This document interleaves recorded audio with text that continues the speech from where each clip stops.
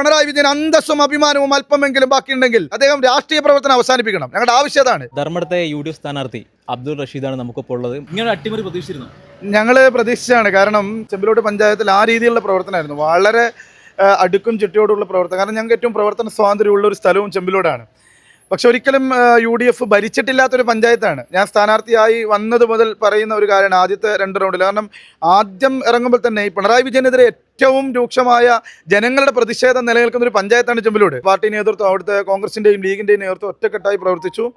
ഇത് ഒരു തുടക്കമാണ്. ഞാൻ പറയുന്നു, കേരളത്തിലെ മുഖ്യമന്ത്രി എന്നെ വളരെ നിസ്സാരണക്കാരനായിട്ടാണ് അവർ കണ്ടത്. 50,000 വോട്ടിൻ്റെ ഭൂരിപക്ഷത്തിൽ വളരെ ആക്ഷേപത്തോടെ പുച്ഛത്തോടെയും കൂടിയാണ് പല ഘട്ടത്തിലും CPM-ൻ്റെ നേതൃത്വവും സ്ഥാനാർത്ഥിത്വത്തെ സമീപിച്ചത്.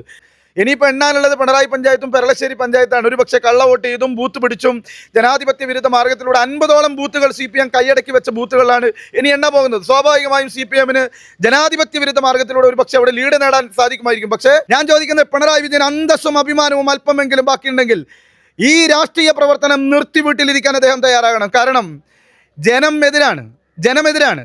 കാലാകാലം CPM-നെ പിന്തുണച്ച ചെമ്പിലോടിലെയും അഞ്ചരക്കണ്ടിലെയും ജനങ്ങൾ അദ്ദേഹത്തെ ആട്ടിയോടിച്ചിരിക്കുകയാണ്. കഴിഞ്ഞ തവണ 6000-ലധികം വോട്ടിൻ്റെ ലീഡ് നേടിയെടുത്താണ് UDF-ന് സ്ഥാനാർത്ഥി എന്ന നിലയിൽ എനിക്കപ്പുറത്തേക്ക് ഈ നാട്ടിലെ, കേരളത്തിലെ, ലോകത്തിൻ്റെ മലയാളികൾ മുഴുവൻ കാത്തിരുന്ന ഒരു റിസൾട്ട്. ഞങ്ങൾക്ക് അഭിമാനത്തോടെ, ഞങ്ങൾക്ക് അന്തസ്സോടെ രാഷ്ട്രീയ പ്രവർത്തനം നടത്താൻ സാധിച്ചിരുന്നെങ്കിൽ, ഞങ്ങൾക്ക് ബൂത്തിലിരിക്കാൻ സാധിച്ചിരുന്നെങ്കിൽ, ഞാൻ സ്ഥാനാർത്ഥിയായി കടന്നുപോയി പലയിടത്തും തെരുവിൽ എന്നെ തടഞ്ഞ സ്ഥലങ്ങളാണ്. ചീത്ത വിളിച്ച സ്ഥലങ്ങളുണ്ട്, ആക്ഷേപിച്ച സ്ഥലങ്ങളുണ്ട്. എടക്കാട് പോലീസ് സ്റ്റേഷനിലും ചക്കരകൽ പോലീസ് സ്റ്റേഷനിലും ഇതുമായി ബന്ധപ്പെട്ട പരാതികളുണ്ട്. ആ കേസിനകത്തെ പ്രതികളെ പോലും അറസ്റ്റ് ചെയ്യാൻ തയ്യാറാകാതെ പോലീസിന്റെ സഹായം ഉൾപ്പെടെ ധർമ്മടത്ത് പിണറായി വിജയൻ അനുകൂലമായി ഉണ്ടായിരുന്നിട്ടും ഈ 4 റൗണ്ടിലും ഈ സമയം വരെ തെരഞ്ഞെടുപ്പിന്റെ കൗണ്ടിങ് തുടങ്ങിയിട്ട് സമയം മണിക്കൂർ പിന്നിട്ടും പിണറായി വിജയന് ഇതുവരെ 1 വോട്ടിന്റെ ലീഡ് എടുക്കാൻ പറ്റിയിട്ടില്ലെങ്കിൽ ഇത് ധർമ്മടത്തിൽ യഥാർത്ഥത്തിൽ ജയിച്ചിരിക്കുന്നത്, ഇനി ഇതിന്റെ നെറ്റ് റിസൾട്ട്, ഇതിന്റെ അവസാനത്തെ റിസൾട്ട് എന്തുമാവട്ടെ, ഞങ്ങൾ ഇപ്പോഴും പറയുന്നു, അഭിമാനത്തോടെ പറയുന്നു, ധർമ്മടത്ത് യഥാർത്ഥ വിജയം അത് UDF-ൻ്റെതാണ്. ഈ വിജയം ലോകത്തിലെ മലയാളികൾക്ക് ഞങ്ങൾ സമർപ്പിക്കുകയാണ്. ഇതിന്റെ അവസാനത്തെ റിസൾട്ട് MLA ആവോ MLA ആവില്ലയോ എന്നല്ല, പക്ഷെ മുഖ്യമന്ത്രിയായിട്ട് 10 വർഷക്കാലം തുടർച്ചയായി ഭരിച്ചിട്ട് കേരളത്തിന്റെ മുഴുവൻ വികസനവും, അങ്ങനെയാണ് പിണറായി വിജയൻ പറഞ്ഞത്, ഇതാ ഞങ്ങൾ ബോട്ട് ജെട്ടികൾ, ഇതാ ആശുപത്രികൾ, ഇതാ റോഡുകൾ, ഇതാ വലിയ വലിയ കേരളത്തിലെ ഏറ്റവും വലിയ എഡ്യൂസിറ്റി, അതുപോലെ തന്നെ കേരളത്തിലെ ഏറ്റവും വലിയ മൾട്ടിനാഷണൽ കമ്പനികളെ കൊണ്ടുവന്നിട്ടുള്ള പ്രൊജക്റ്റുകൾ, ഞങ്ങൾ വലിയ തൊഴിലിടങ്ങൾ, ഇതൊക്കെ കൊണ്ടുവന്നു എന്ന് പറയുന്ന ധർമ്മടത്ത് ആ പൊള്ളയായ വാഗ്ദാനത്തെ ധർമ്മടത്തെ ജനങ്ങൾ പുറങ്കാലുകൊണ്ട് തട്ടിത്തെറിപ്പിച്ചു എന്നുള്ള കാര്യത്തിൽ യാതൊരുവിധ തർക്കവുമില്ല. ഇതൊരു തുടക്കമാണ്. കേരളത്തിൽ CPM-ന്റെ രാഷ്ട്രീയ അന്ത്യം കുറിക്കുന്നതിന്റെ ഒരു തുടക്കമാണ്. ഇനി ഈ വോട്ടിന്, ഇത് ജനാധിപത്യപരമായി ജനങ്ങളുടെ ഏറ്റവും വലിയ സൗന്ദര്യമുള്ള വോട്ടാണ്. ഈ വോട്ടിന് ഒരുപക്ഷെ പെരളശ്ശേരിയിലെയും അതുപോലെ തന്നെ മാവിലായിലെയും അതുപോലെ തന്നെ പിണറായിലെയും പാറപ്പുറത്തെയും ജനാധിപത്യ വിരുദ്ധ വോട്ട് കൊണ്ട് ഒരുപക്ഷെ CPM മറികടന്നേക്കാം. പക്ഷെ എന്നാലും ഞങ്ങൾ പറയുന്നു, ജനാധിപത്യത്തിന്റെ സൗന്ദര്യം അത് ലോകത്തിന് മുന്നിൽ വിജയിച്ച ഒരു സമയമാണ്. ഇത് അഭിമാനകരമായ മുന്നേറ്റമാണ്.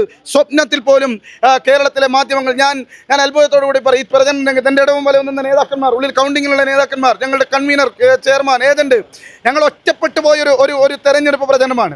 ഞങ്ങൾക്ക് വേണ്ടി ആരും വന്നിട്ടില്ല, ഒരു ദേശീയ നേതാക്കന്മാരും വന്നിട്ടില്ല, ഞങ്ങൾക്ക് വേണ്ടി ഒരു സംസ്ഥാന നേതാക്കന്മാരും ആ മണ്ഡലത്തിൽ വന്നിട്ടില്ല. സ്ഥാനാർത്ഥി എന്ന നിലയിൽ ഞാനും എൻ്റെ നേതാക്കന്മാരും പ്രവർത്തകരും ഒറ്റയ്ക്ക് നയിച്ച ഒരു തെരഞ്ഞെടുപ്പ് പോരാട്ടമാണ്. ഒറ്റയ്ക്ക് നയിക്കേണ്ടി വന്നു ആ തെരഞ്ഞെടുപ്പ് പോരാട്ടം. ആ പോരാട്ടത്തിനകത്താണ് പാർട്ടിയും മുന്നണിയും എന്നെ ഏൽപ്പിച്ച ഒരു ഉത്തരവാദിത്വം. തളിപ്പറമ്പിൽ ഞാൻ കഴിഞ്ഞ തവണ മത്സരിച്ച് 1,00,000 ലക്ഷത്തോളം വോട്ട് കുറച്ച ഒരാളാണ്.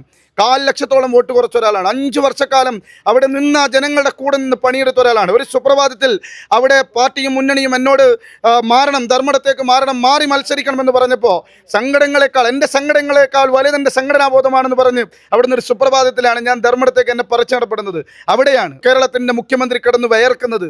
അതുകൊണ്ട് തീർച്ചയായും പാർട്ടിയും മുന്നണിയും എന്നെ ഏൽപ്പിച്ച ഉത്തരവാദിത്വം അഭിമാനത്തോടെ ഞാൻ നേതൃത്വത്തോട് പറയുന്നു. കോൺഗ്രസിൻ്റെ ദേശീയ നേതൃത്വത്തോട്, സംസ്ഥാന നേതൃത്വത്തോട്, UDF നേതൃത്വത്തോട് ഏൽപ്പിച്ച ഉത്തരവാദിത്വം അത് അഭിമാനത്തോടു കൂടി നിറവേറ്റിയതിൻ്റെ ചാരിതാർത്ഥ്യം കൂടെ ധർമ്മടത്തെ UDF-ന്റെ പ്രവർത്തകർക്ക് വേണ്ടി മാതൃഭൂമിയിലൂടെ പങ്കുവെക്കുകയാണ്.